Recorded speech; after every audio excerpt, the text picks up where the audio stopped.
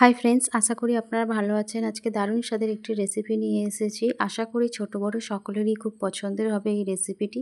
এটাকে আপনারা সুজির তৈরি বার্গার রেসিপিও বলতে পারেন। আপনারা এর সাথে একটু লেটুস পাতা দিলেও ভালো লাগবে। তো চলুন রেসিপিটা শুরু করি।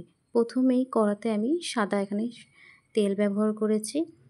তারপর আমি এখানে 1 বাটিরও কম একটু সুজি আমি কড়াতে দিয়ে এটা হালকা একটু ভেজে নেব। খুব বেশি লাল করে ভাজার প্রয়োজন এখানে নেই, একটু হালকা ভেজে নিলেই হবে। এরপর এখানে আমি 2 বাটির মতো জল ব্যবহার করেছি, সুজিটাকে আমি রান্না করে নেব।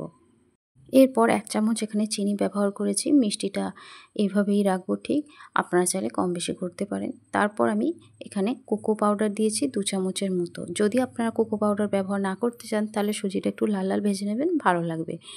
এরপর আমি এখানে 1 চামচ নুন দিয়েছি পরিমাণ অনুযায়ী।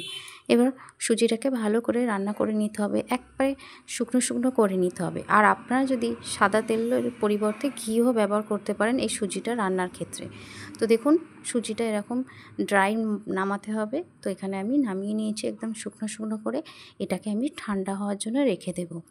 তবে সুজি লাল করে ভাজার থেকে কোকো পাউডার দিলে বেশ ভালো লাগে, একটা চকলেট ফ্লেভার থাকে তো।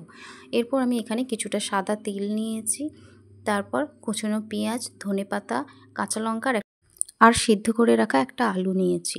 সব উপকরণগুলো একসাথে মেখে নেব। এরপর আমি পরিমাণ অনুযায়ী নুন দিলাম আর একটু কাঁচা সর্ষের তেল দিয়ে দিলাম।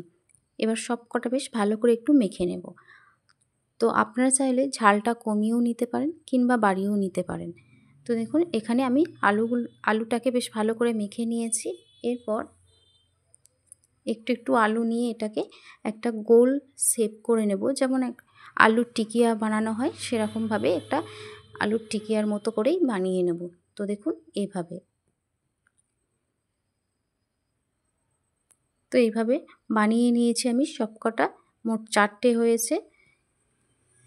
যে সুজিটা আমি ঠান্ডা করতে দিয়েছিলাম সেই সুজিটাও সেম এভাবেই হাতের তালুতে নিয়ে টিকিয়ার মতো করে আমি বানিয়ে নিচ্ছি।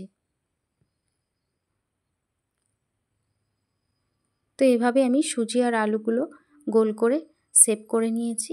এরপর হাতের তালুতে একটা সুজি নিয়েছি, তার সাথে ওই আলুর টিকিয়াটা যেটা বানিয়ে রেখেছিলাম সেটা নিলাম, একটা শসা নিলাম, তারপর উপরে আবার সুজির বসিয়ে দিলাম, দিয়ে এভাবেই সবকটা বানিয়ে নিতে হবে। তারপর এখানে যে প্লেটে আমি তিল নিয়েছিলাম সেটা 2 পিঠ সুজির ভালোভাবে তিলটা মাখিয়ে নিলাম।